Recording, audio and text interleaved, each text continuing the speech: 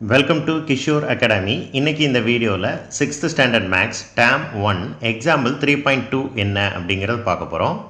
Find the ratio of 500 gram to 250 gram. So இந்த sum ரொம்ப easy. So ratio கண்டுபிடிக்க சொல்லியிருக்கிறாங்க.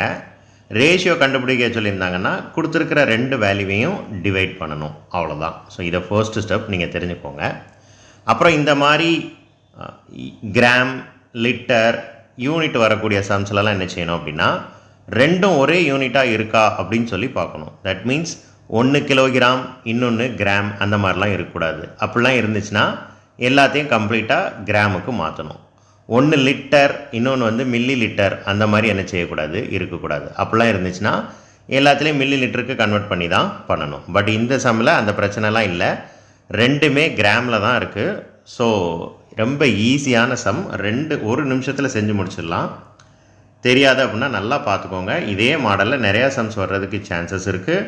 அண்ட் நீங்கள் ஹையர் கிளாஸஸ் வரும்போதும் இது பெரிய அளவில் யூஸ்ஃபுல் ஆகும்.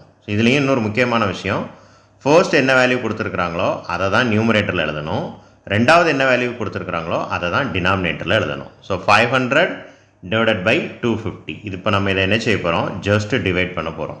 இவங்க இங்கே டிவைட் பண்ணி ஆன்சர் டைரெக்டாக கொடுத்துட்டாங்க. ஸ்டெப் பை ஸ்டெப்பாக எப்படி டிவைட் பண்ணணும்னு சொல்கிறேன்.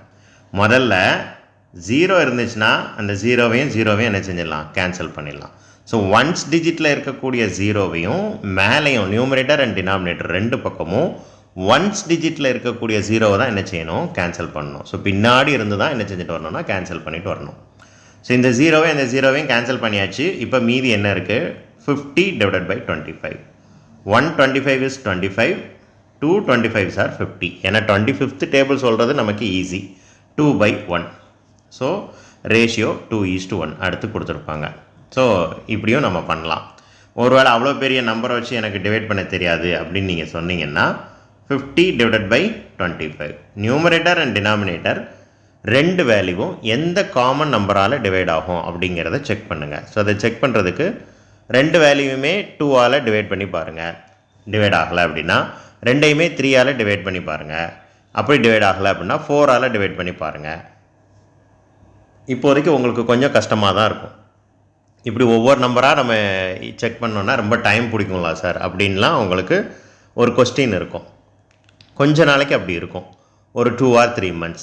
அதுக்கப்புறம் உங்களுக்கு நம்பரை பார்த்த உடனேயே இது எந்த டேபிளில் கேன்சல் ஆகும் அப்படிங்கிறத ஈஸியாக கண்டுபிடிச்சிக்கலாம். இப்போ இங்கே பாருங்கள், இந்த ரெண்டுமே 5th டேபிளில் கேன்சல் ஆகும். 5 5s are 25, 10 5s are 50. மறுபடியும் பாருங்கள், நியூமரேட்டரில் 10, டினாமினேட்டரில் 5. மறுபடியும் 5th டேபிளில் கேன்சல் ஆகும். 1 5 is 5, 2 5s are 10. So 2 divided by 1 வந்துருச்சு. ஸோ 2:1 அதுதான் ஆன்சர். That's all.